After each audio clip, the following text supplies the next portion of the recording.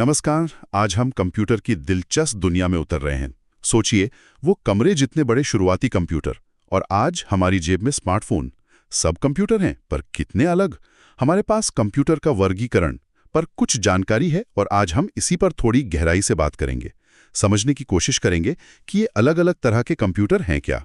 हम अक्सर कंप्यूटर को बस उनके साइज से देखते हैं, है ना, बड़ा छोटा। लेकिन ये कहानी का बस एक हिस्सा है।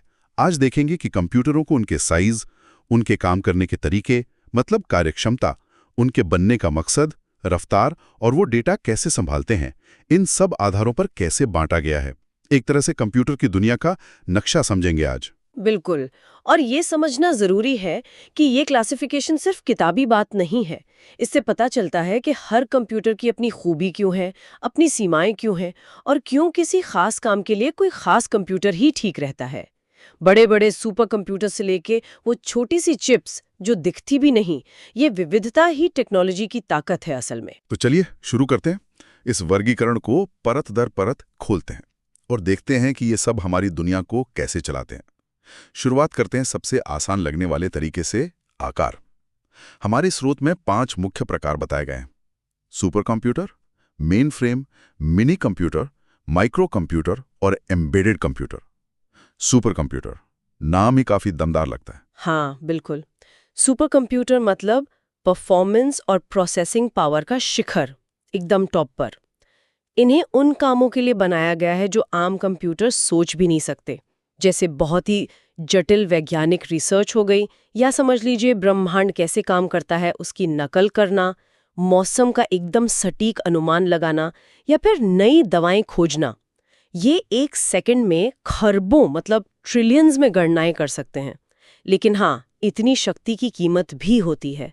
ये बहुत महंगे होते हैं और इनमें इतनी गर्मी निकलती है कि खास कूलिंग सिस्टम चाहिए होता है। बहुत ज़्यादा गर्मी पैदा करते हैं चलते हुए। जैसे IBM का समिट या जापान का फुगाकू, ये कुछ बड़े नाम हैं। खरबों गणनाएं एक सेकंड में, सोचने में भी मुश्किल है। अच्छा, सुपर कंप्यूटर के बाद फिर आते हैं मेन फ्रेम। इनका नाम भी काफी बड़ा लगता है। ये सुपर कंप्यूटर से अलग कैसे हैं? मेन फ्रेम भी बड़े और शक्तिशाली होते हैं, हाँ, पर इनका मुख्य जोर कैलकुलेशन पावर पर उतना नहीं होता जितना कि बहुत सारे डेटा को भरोसेमंद तरीके से संभालने पर होता है और सुरक्षित तरीके से। सोचिए किसी बैंक का सिस्टम या एयरलाइन रिजर्वेशन, जहां हजारों लोग एक साथ लेन देन कर रहे हैं और सिस्टम एक सेकंड के लिए भी बंद नहीं हो सकता।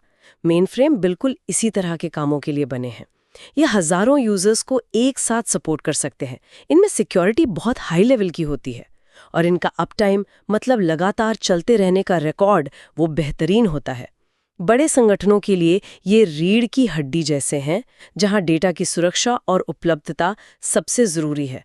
IBM की Z सीरीज आज भी इसका अच्छा उदाहरण है। अच्छा, यानी सुपर कंप्यूटर जटिल गणनाओं के महारथी और मेन फ्रेम विशाल डेटा और भरोसे के लिए। दिलचस्प। फिर जिक्र आता है मिनी कंप्यूटर का। क्या ये मेन फ्रेम का ही कोई छोटा रूप थे? कुछ हद तक कह सकते हैं, पर अब ये शब्द उतना चलता नहीं है। मिनी कंप्यूटर 60 और 70 के दशक में आए थे, मेन फ्रेम और माइक्रो कंप्यूटर के बीच का गैप भरने के लिए। ये मेन फ्रेम से छोटे थे, सस्ते भी थे, लेकिन उस जमाने के माइक्रो कंप्यूटर से काफ़ी ज़्यादा शक्तिशाली थे और कई यूजर्स को सपोर्ट कर सकते थे।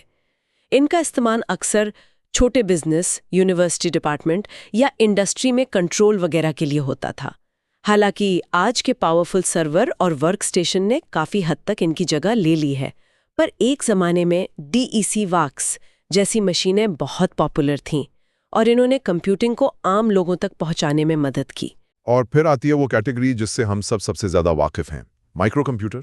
हमारे डेस्कटॉप, लैपटॉप, यही सब है ना? बिल्कुल सही कहा।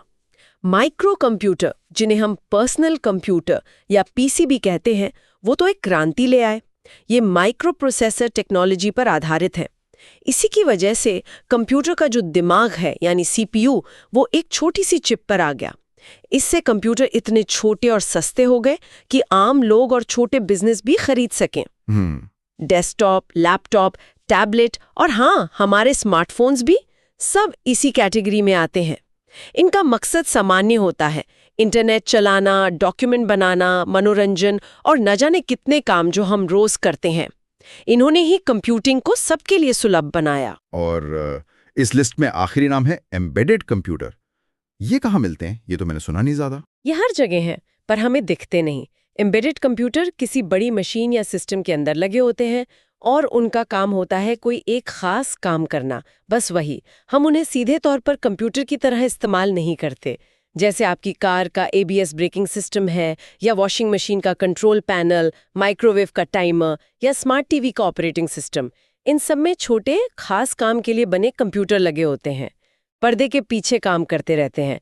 इनका काम बहुत स्पेसिफिक होता है और इनमें आमतौर पर कोई कीबोर्ड या स्क्रीन नहीं होता जैसे PC में होता है। ये तो हमारी आज की जिंदगी का हिस्सा बन चुके हैं, बिल्कुल बुने में। कमाल है।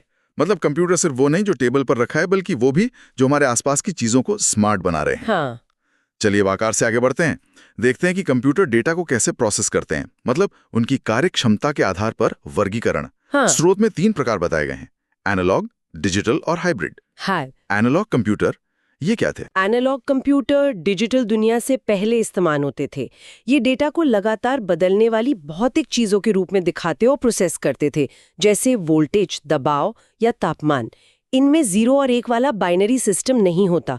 सोचिए, एक पुरानी घड़ी की सुइयां कैसे चलती हैं, या कार का स्पीडोमीटर, वो लगातार बदलते मान दिखाते हैं। एनालॉग कंप्यूटर इसी सिद्धांत पर काम करते थे और भौतिक चीजों को नापने या उनका मॉडल बनाने में अच्छे थे।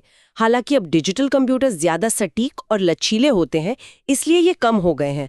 पर हाँ, कुछ खास जगहों पर, जैसे वैज्ञानिक उपकरणों में या कुछ सेंसर इंटरफेस में, इनके सिद्धांत आज भी काम आते हैं। तो डिजिटल कंप्यूटर जो आज हर तरफ हैं, वो इनसे अलग कैसे हुए हैं और इतने सफल क्यों हुए?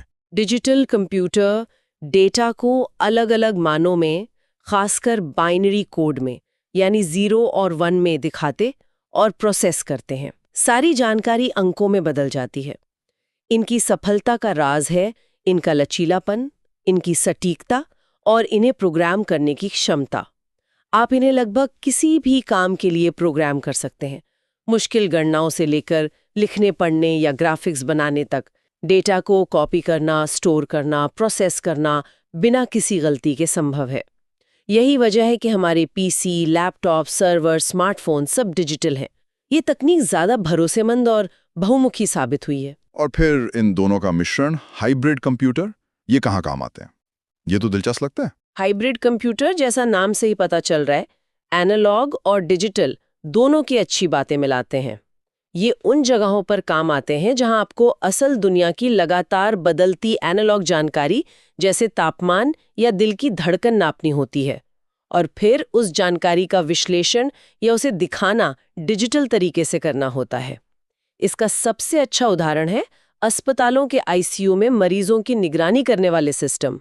सेंसर मरीज के शरीर से एनालॉग सिग्नल लेते हैं, जैसे ECG, फिर उन्हें डिजिटल में बदला जाता है, स्क्रीन पर दिखाया जाता है और एनालिसिस किया जाता है। इसी तरह वैज्ञानिक प्रयोगों में या इंडस्ट्री में कंट्रोल सिस्टम में भी इनका इस्तेमाल होता है, जहां भौतिक दुनिया और डिजिटल गणना को मिलाना जरूरी होता है। हाँ, ये तो बहुत प्रैक्टिकल लगता है। अच्छा, अब वर्गीकरण का एक और पहलू देखते हैं, उद्देश्य।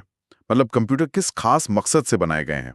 स्रोत 2 मुख्य श्रेणियां बताता है, सामान्य प्रयोजन और विशेष प्रयोजन। सामान्य प्रयोजन तो शायद हमारे PC ही हुए। बिल्कुल, सामान्य प्रयोजन कंप्यूटर एक तरह से जैक ऑफ ऑल ट्रेड्स जैसे होते हैं, हर काम थोड़ा थोड़ा कर लेने वाले। इन्हें ऐसा बनाया जाता है कि ये कई तरह के काम कर सकें, बस आपको सही सॉफ्टवेयर डालना होता है। आप इन पर वर्ड प्रोसेसर चला सकते हैं, स्प्रेडशीट बना सकते हैं, गेम खेल सकते हैं, इंटरनेट चला सकते हैं, प्रोग्रामिंग कर सकते हैं, बहुत कुछ। हमारे पर्सनल कंप्यूटर, लैपटॉप, स्मार्टफोन, ये सब इसके बेहतरीन उदाहरण हैं। इनका लचीलापन ही इनकी सबसे बड़ी ताकत है। तो फिर विशेष प्रयोजन कंप्यूटर इसके एकदम उलट हुए, मतलब सिर्फ एक ही काम के उस्ताद। हाँ, बिल्कुल। विशेष प्रयोजन कंप्यूटर किसी एक खास काम या कुछ गिने चुने कामों को बहुत ही कुशलता से करने के लिए डिजाइन और ऑप्टिमाइज किए जाते हैं। वो उस एक काम में सामान्य प्रयोजन कंप्यूटर से कहीं बेहतर हो सकते हैं, पर वो दूसरे काम नहीं कर सकते। सोचिए एक गेमिंग कंसोल के बारे में, प्लेस्टेशन या एक्सबॉक्स। ये गेम खेलने के लिए शानदार हैं, पर आप उन पर आसानी से कोई रिपोर्ट नहीं लिख सकते। इसी तरह कैलकुलेटर सिर्फ हिसाब करता है, ट्रैफिक लाइट कंट्रोलर ट्रैफिक संभालता है, एटीएम मशीनें बैंकिंग का काम करती हैं और आपकी कार का engine control unit ECU engine को सबसे अच्छे तरीके से चलाता है। ये सभी विशेष प्रयोजन कंप्यूटर हैं। अक्सर ये एम्बेडेड सिस्टम के रूप में होते हैं और अपने तय काम में माहिर होते हैं। समझ गया। एक तरफ लचीलापन, दूसरे तरफ एकदम स्पेशलाइजेशन। अब आते हैं परफॉर्मेंस के आधार पर वर्गीकरण पर, जहां वर्कस्टेशन और सर्वर का जिक्र है। वर्कस्टेशन क्या है? ये सामान्य पीसी से कैसे अलग हैं? कंप्यूटिंग पावर चाहिए, बेहतर ग्राफिक्स चाहिए और ज्यादा मेमोरी यानी रैम चाहिए। ये आमतौर पर इंजीनियर, वैज्ञानिक, ग्राफिक डिजाइनर या वीडियो एडिटर इस्तेमाल करते हैं। जैसे मान लीजिए जटिल 3D मॉडल बनाने हैं या वैज्ञानिक डेटा का विश्लेषण करना है या हाई रेजोल्यूशन वीडियो एडिट करना है। इनमें अक्सर ज्यादा शक्तिशाली प्रोसेसर, ज्यादा रैम और एडवांस्ड ग्राफिक्स कार्ड GPU होते हैं। GPU मतलब ग्राफिक्स प्रोसेसिंग यूनिट, जो स्क्रीन पर इमेज बनाने का काम करता है। और ये ज्यादा भरोसेमंद भी होते हैं। और सर्वर? हम अक्सर सुनते हैं सर्वर डाउन है।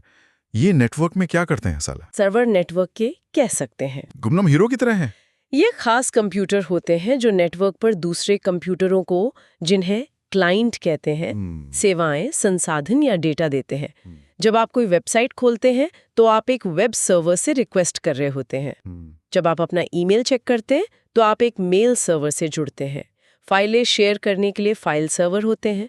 डेटाबेस संभालने के लिए डेटाबेस सर्वर। सर्वर को 24 घंटे 7 दिन बिना रुके भरोसे के साथ काम करने के लिए बनाया जाता है।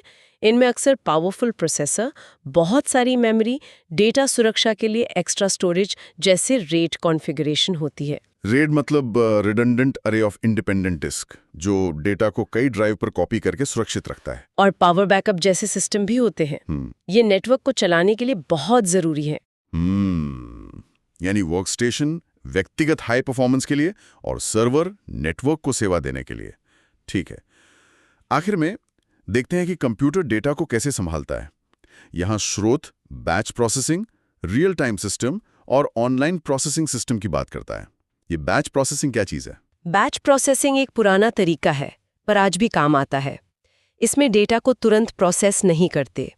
पहले उसे ग्रुप्स या बैच में इकट्ठा करते हैं और फिर एक साथ बिना किसी इंसानी दखल के प्रोसेस किया जाता है।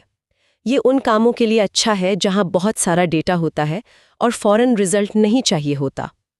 जैसे महीने के आखिर में कंपनी के सारे कर्मचारियों की सैलरी बनाना, इसे पेरोल प्रोसेसिंग कहते हैं। या बैंक का रात में दिन भर के लेन देन का हिसाब करना, या बिजली कंपनी का महीने भर के इस्तेमाल के हिसाब से बिल बनाना। ये काम अक्सर ऑफ पीक घंटों में, जैसे रात में किए जाते हैं, ताकि दिन में सिस्टम पर लोड कम रहे। तो रियल टाइम सिस्टम इसका बिल्कुल उल्टा हुआ, जहां तुरंत एक्शन चाहिए। हाँ, रियल टाइम सिस्टम की सबसे बड़ी पहचान है तुरंत प्रतिक्रिया और समय की पाबंदी। बिल्कुल। ये सिस्टम डेटा मिलते ही उसे लगभग फौरन प्रोसेस करते हैं और एक तय बहुत छोटी समय सीमा के अंदर रिजल्ट देते हैं। यहाँ देरी बर्दाश्त नहीं की जा सकती क्योंकि उसके नतीजे गंभीर हो सकते हैं। सोचिए हवाई जहाज़ों को कंट्रोल करने वाले एयर ट्रैफिक कंट्रोल सिस्टम के बारे में।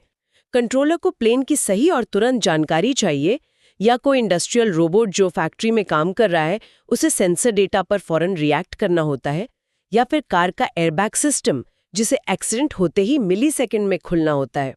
इन सिस्टम में भरोसा और समय पर काम करना सबसे जरूरी है। और ये ऑनलाइन प्रोसेसिंग सिस्टम, ये रियल टाइम से कैसे अलग है या वही है? ऑनलाइन प्रोसेसिंग सिस्टम भी डेटा को तुरंत प्रोसेस करते हैं, हाँ, पर इनका मेन फोकस यूजर के साथ सीधे संपर्क और लेन देन पर होता है, अक्सर नेटवर्क पर। जब आप ऑनलाइन शॉपिंग साइट पर कुछ खरीदते हैं तो सिस्टम फौरन आपके ऑर्डर को प्रोसेस करता है, स्टॉक चेक करता है, पेमेंट लेता है, कंफर्मेशन भेजता है। क्या बात है। जब आप ऑनलाइन बैंकिंग करते हैं तो आप तुरंत अपना बैलेंस देख सकते हैं, पैसे ट्रांसफर कर सकते हैं। करेक्ट। फ्लाइट टिकट बुक करना भी ऑनलाइन प्रोसेसिंग का उदाहरण है। यहाँ यूजर को फौरन फीडबैक मिलता है और वो सिस्टम के साथ इंटरैक्ट करते हैं। ये अक्सर रियल टाइम तकनीकों का इस्तेमाल करते हैं, लेकिन इनका जोर इंटरैक्टिव लेन देन पर ज्यादा होता है। जबकि जो एकदम शुद्ध रियल टाइम सिस्टम होते हैं वो ज़्यादातर बैकग्राउंड में ऑटोमेटिक कंट्रोल पर फोकस करते हैं, जहां समय की सटीकता बहुत ज़्यादा महत्वपूर्ण होती है। बहुत खूब। तो हमने देखा कि कंप्यूटर शब्द कितना व्यापक है, इसके पीछे कितनी अलग अलग तरह की मशीनें हैं। आकार, काम करने का तरीका, मकसद, परफॉर्मेंस, डेटा हैंडलिंग, ये सब मिलकर कंप्यूटरों की एक जटिल लेकिन बड़ी दिलचस्प तस्वीर बनाते हैं।